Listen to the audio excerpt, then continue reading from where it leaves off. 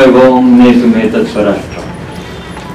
गाय के माध्यम से सरकार, समाज और संगठन क्या करने वाले हैं, उनके कुछ सॉल्यूशंस, क्योंकि सुधीर जी हमेशा, वैसे भी शेखर जी भी जाते हैं, सुधीर जी अभी कुछ प्रोग्राम्स के लिए जाके आए थे, और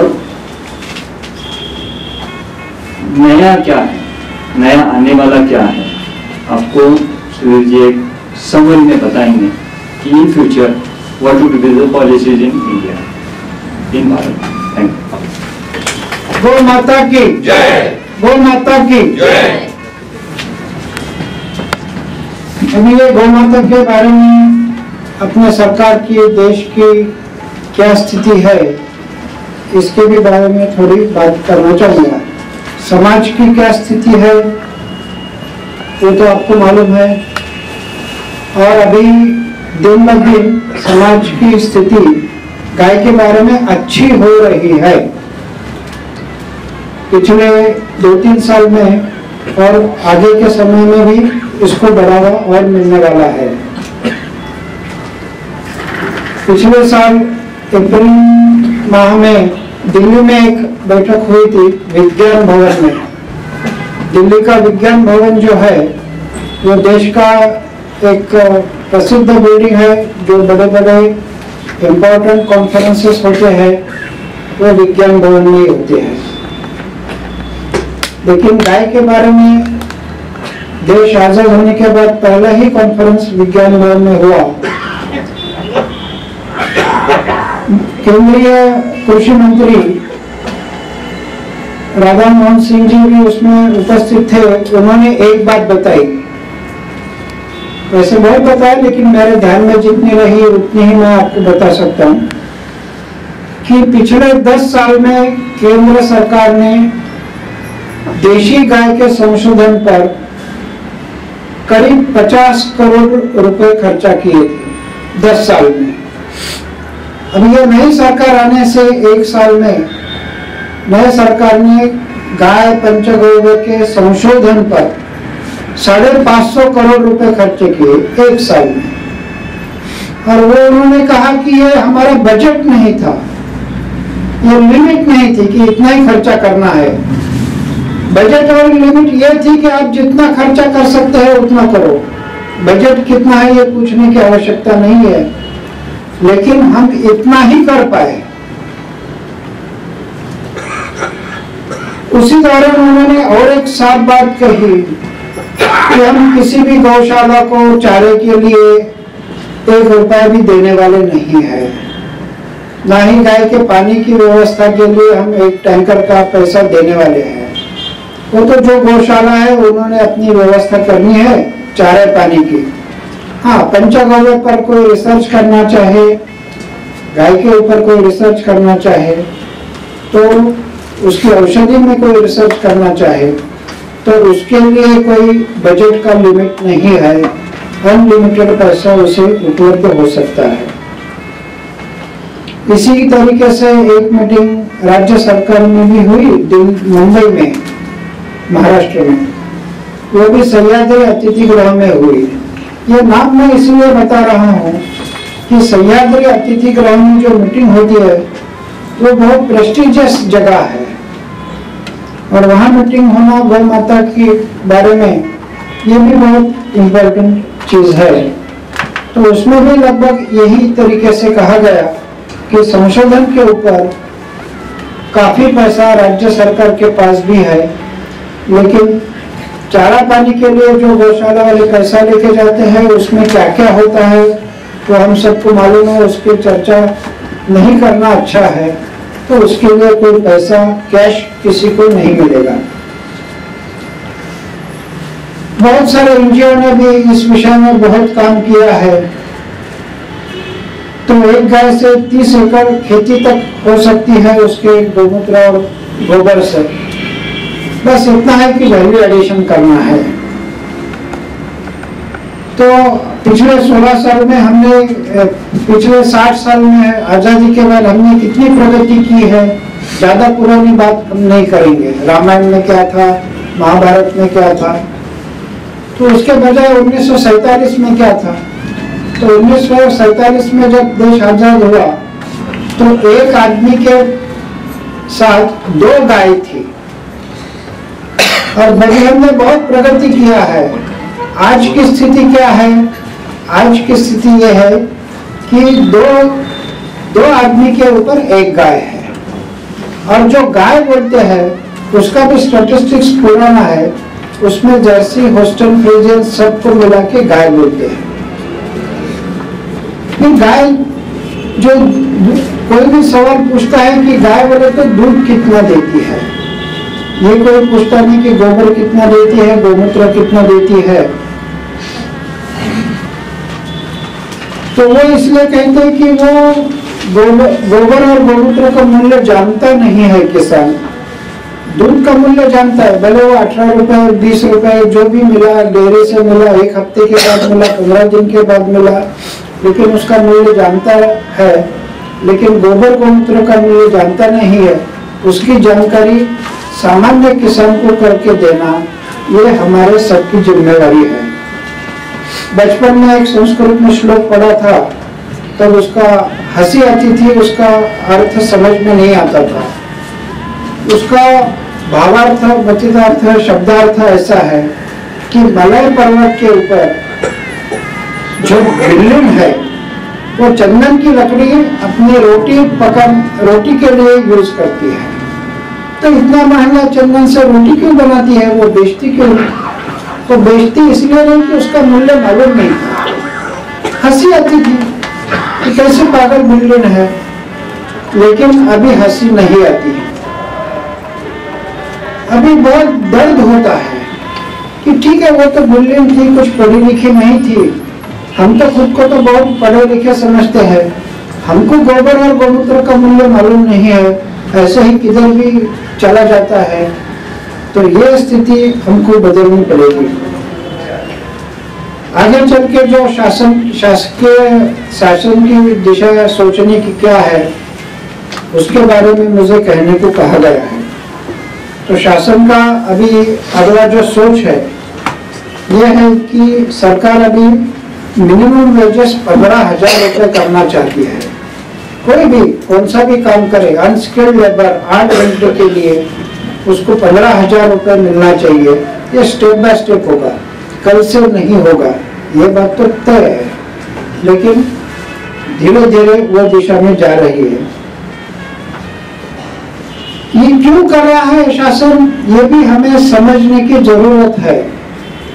What he said and what he means, read between the lines, ये बातें हम जब तक नहीं समझते तो हम सक्सेस नहीं हो सकते। ये शासन इसलिए करना चाहता है कि शासन का जीडीपी बढ़े। आज जिस मजदूर को 5,000 रुपए मिलता है महीने में, वो 5,000 रुपए खर्चा करता है। कल उसको 10,000 मिले तो 10,000 खर्चा करेगा, 15,000 मिले तो 15,000 खर्चा हो जाएगा। तो गवर्नमेंट का जीडीपी बढ़ेगा, इंटरनेशनल मार्केट में अपने गवर्नमेंट की शान बढ़ेगी। गवर्नमेंट का कहना है कि मजदूरों की मजदूरी बढ़ गई, आपको दाम बढ़ाने से किसने रोका है, तो आप दाम बढ़ा दीजिए अपने प्रोडक्ट का और मुनाफा कमाइए, आपको जो कमाना है वो। तो ये भी बात ध्यान में रखना चाहिए। आज 60% आज के तारीख में भी 2016 में भी अपने देश के 60% population is depending upon agriculture and agriculture based product. Government उसमें से 40% आदमी निकालना चाहती है। मतलब गवर्नमेंट का यह है इरादा कि सिर्फ पूरे आबादी का 20% पॉपुलेशन ये agriculture and agriculture based product पर ही काम करे, बाकी दूसरा काम करेगी। गवर्नमेंट उनके काम का इंतजाम कर रही है। आप सबको पता है कि आज भी खेती में काम करने के लिए, गौशाला में काम करने के लिए क्या क्या दिक्कतें आती है आदमी मिलने के लिए। ये इसमें से और 40% आदमी ये सेक्टर में से निकल गए तो आगे चल के क्या दिक्कत आने वाली है, यह भी आप सोचें और उसका उपाय योजना भी करें। तीसरा, एक किसानों के लिए पॉजिटिव बात कर रही है गवर्नमेंट के, central government with the help of state government, वो हर तहसील में किसान के गट बनाना उन्होंने निश्चित लक्ष्य रखा है।